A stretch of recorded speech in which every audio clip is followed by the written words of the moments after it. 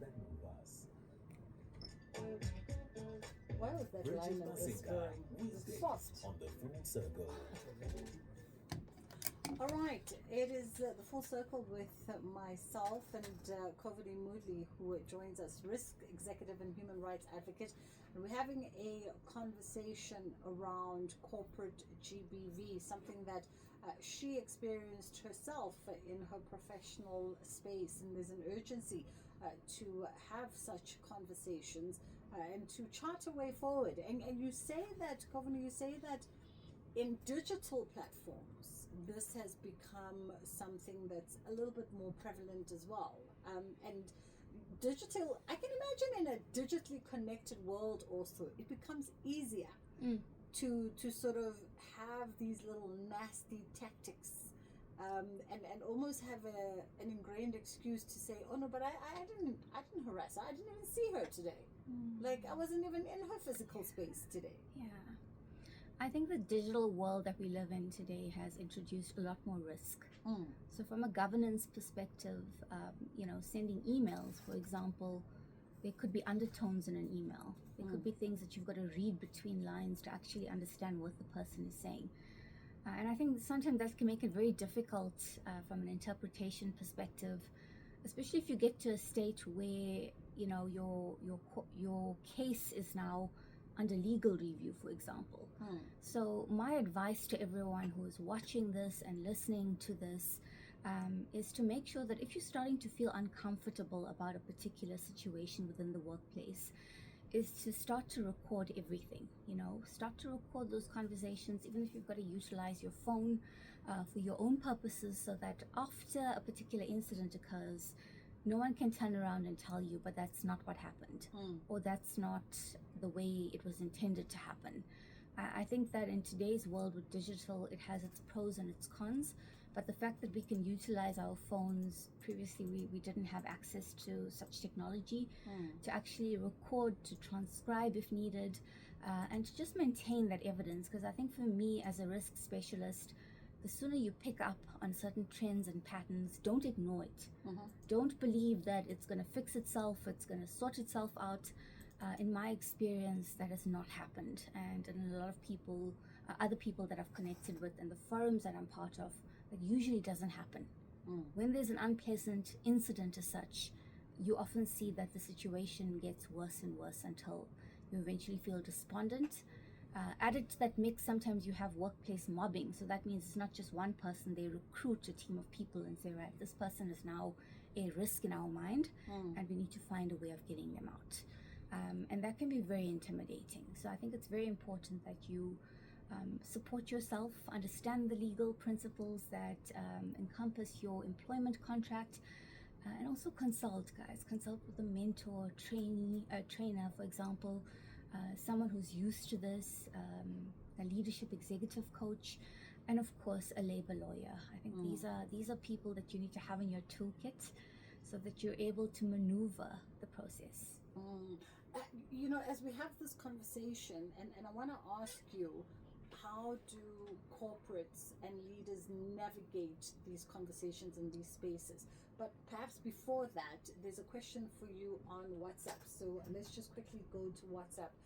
Mark, if you can just switch off those mics for me, please. Hi, SAFM. This is John from Pretoria.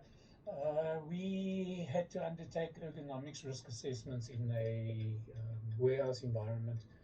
And part of that entails working out the BMI, body mass index of staff, to determine how much they can lift up and how high they can lift the goods.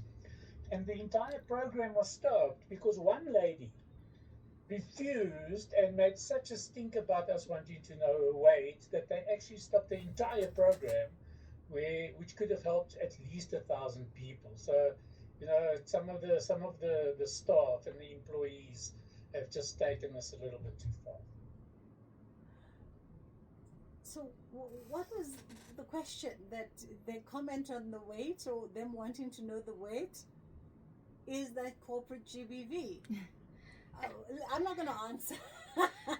I mean, I heard the story, but in your yeah. perception? Just from what I've heard, it doesn't feel like it's corporate GBV because everyone is subject to the same process. And it seems from what the viewer has said is that they needed to actually do that as a part of your work. So they need to check how high you're able to lift goods, and that will almost be treated, in my view, as part of your employment. So that isn't something that I would classify as corporate GBV. For me, it's more focused on where that interaction happens one-on-one. It often never happens in a crowd. Yeah. It happens one-on-one, and thereafter there are further behaviors that are portrayed or that are part of a strategic plan to work you out of a particular workplace. What do you do when you're facing these kinds of intimidation actions? Yes. And you've brought it up because we've had scenarios, we know people who've had gone through situations and they've brought it up to corporate HR, and HR has swept it under the carpet for all intents and purposes. And those people still have to interact and engage and still have to work intimately together. You know, not everyone has the luxury of saying, I'm going to quit my job. Absolutely. And go. Absolutely. I think we all understand the economy. Yeah. Jobs are hard to find. So for me, and this is just based on my own experience, I think we just need to be wary of the fact that HR works for the company. HR's role is to protect the company from risk. So in a lot of cases, you would notice or you would observe that HR often is quite defensive around when you raise a complaint. You know, I don't know that person like that. Are you sure it's not a personal thing? Do you know the person from outside of work? So, you know, there's always this element of saying, let's be defensive because we are managing risk, especially when it comes to senior leaders. No brand wants to admit to you, even though they may have a whole file of things that have happened in the past.